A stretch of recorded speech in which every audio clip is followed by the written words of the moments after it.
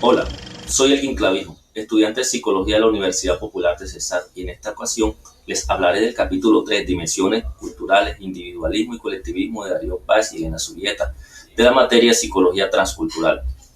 Definición del individualismo según diversos autores. El individualismo es un conjunto de creencias, valores y prácticas culturales en que los objetos individuales predominan sobre los grupales. De forma opuesta al colectivismo, como síndrome cultural, se asocia a una dependencia de las personas con respecto a los grupos. Los sentimientos y la búsqueda de placer individual son elementos importantes del bienestar en las culturas individualistas, mientras que en las colectivas lo es el cumplimiento de los deberes sociales. Las culturas colectivistas se caracterizan por relaciones sociales más rígidas y las personas pertenecientes a grupos adscritos que la protegen a cambio de su lealtad. Las culturas individualistas se caracterizan por relaciones sociales más laxas. Características del individualismo versus colectivismo. El síndrome cultural del colectivismo se caracteriza por los valores y actitudes que refuerzan la lealtad y la dependencia de los grupos de pertenencia adscritos. El individualismo es el síndrome cultural donde los valores y actitudes dominantes dan prioridad a las relaciones voluntarias con múltiples grupos de pertenencia a nivel colectivo. El individualismo se asocia al compromiso igualitarista de Trumperna y a las dimensiones de autonomía intelectual y afectiva del compromiso igualitario de Sadwell, y el colectivismo con las dimensiones de conversionismo del mismo autor a nivel individual. Cinco de los valores del modelo de Sadwell representan los intereses individualistas: poder, logro, hedonismo, estimulación y autodirección. Y tres enfatizan los objetivos grupales: benevolencia, tradición y conformidad. Los individuos pueden perseguir objetos que contienen tanto los aspectos individualistas como los colectivistas. Los valores mixtos son seguridad y universalismo. Causa del individualismo y colectivismo. El individualismo se asocia al mayor desarrollo económico y la evidencia sugiere que las riquezas refuerzan el individualismo. En los países más pobres predomina en parte una cultura de la pobreza. La desconfianza en la gente es mayor, hay actitud de competición, se valora la obediencia y hay una visión de menor control del medio.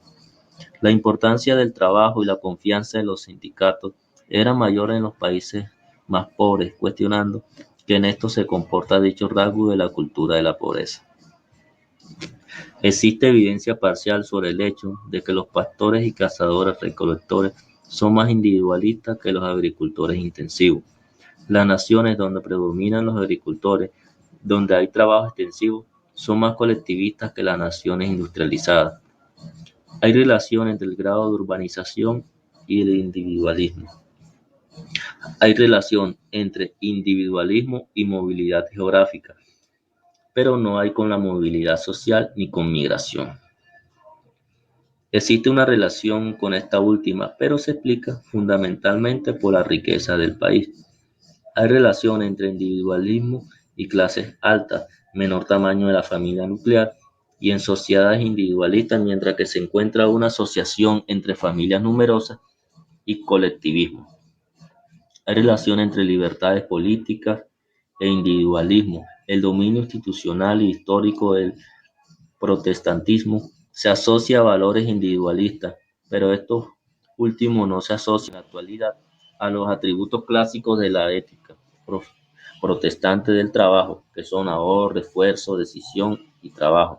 El individualismo no tiene causas demográficas claras. Con respecto a la densidad de la población, no hay ninguna relación clara, y con respecto a la heterogeneidad étnica, es la inversa. Las naciones colectivistas son más heterogéneas, probablemente por ser más tardías en la construcción del Estado nacional y estar segmentadas, es decir, ser naciones en las cuales hay etnias diferentes que están ubicadas en nichos laborales distintos. El individualismo y el colectivismo se han considerado síndromes culturales dicotómicos que caracterizan a los miembros de un país y que pueden estar reflejados en la identidad nacional. Una cultura individualista está caracterizada por promover la independencia y la autonomía. Por otro lado, una cultura colectivista promueve la independencia entre personas, su grupo. En esta cultura, las necesidades del grupo se consideran más importantes que las del individuo.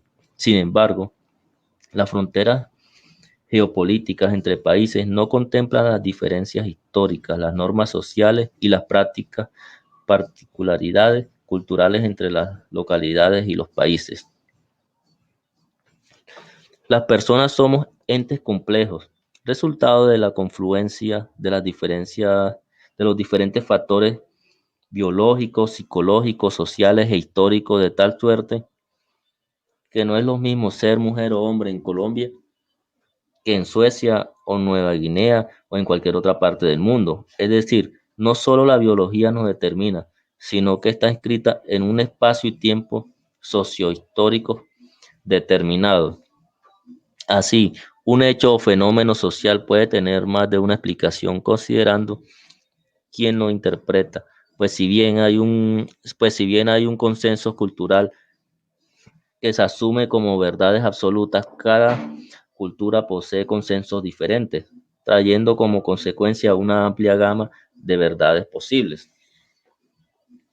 Solo por mencionar algunos ejemplos, el sacrificio personal ante el bienestar de un grupo, como la familia o un grupo religioso, puede ser considerado algo sumamente positivo en algunas culturas, pero visto como terrorismo por otra. Por otro lado, si una persona ha crecido en un sitio donde cuestionan, digamos, la autoridad, se considera positivo. Entonces, ¿qué pasa? Esta persona se sorprendía al llegar a un espacio donde cualquier pensamiento descendiente es criminalizado y reprimido. La forma en cómo se conoce y se percibe, se produce y se reproduce el mundo depende pues de las circunstancias biológicas, sociales, culturales, psicológicas e históricas en la que una persona está situada. En la interpretación de estas se tienen en contextos específicos. En relación con el individualismo y el colectivismo, sostiene que no todos los miembros de un grupo tienen las mismas características, sino que regularmente representan combinaciones de ambos patrones culturales. Sin embargo, en cada cultura existen tendencias que permiten clasificarlas como individualistas o colectivistas. Algunos autores señalan que se trata de dimensiones bipolares, de tal suerte que la cercanía a unos valores aleja a las personas de los otros. De este modo, el individualismo y el colectivismo pueden coexistir en una misma persona o cultura, evidenciando valores, sentimientos, creencias, actitudes que comparten las personas de una cultura determinada y que pueden ser útiles para explicar las diferencias en el comportamiento social de los grupos. Los estudios sobre individualismo y colectivismo se han relacionado regularmente de manera transcultural, asumiendo que grandes regiones, territorios con fronteras geopolíticas, con tradiciones y necesidades distintas pueden compartir un determinado patrón cultural tan solo por pertenecer al mismo país. Sin embargo, estudios como lo de Estrada y Villalta sugieren la necesidad de hacer evaluaciones más específicas, interculturales e intraculturales. Existen variables que pueden influir en el individualismo y el colectivismo de las personas dentro de una misma cultura, tales como el sexo y el nivel educativo.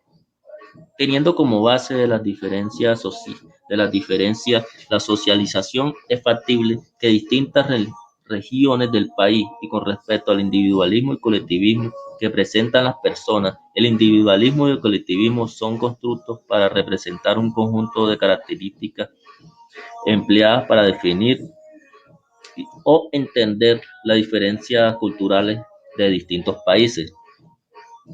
Se dice que las culturas colectivistas están centradas en la interdependencia, puesto que las personas se definen como parte del grupo o como integradas a él, mientras que las individualistas cuentan con una orientación independiente, que buscan separarse del grupo.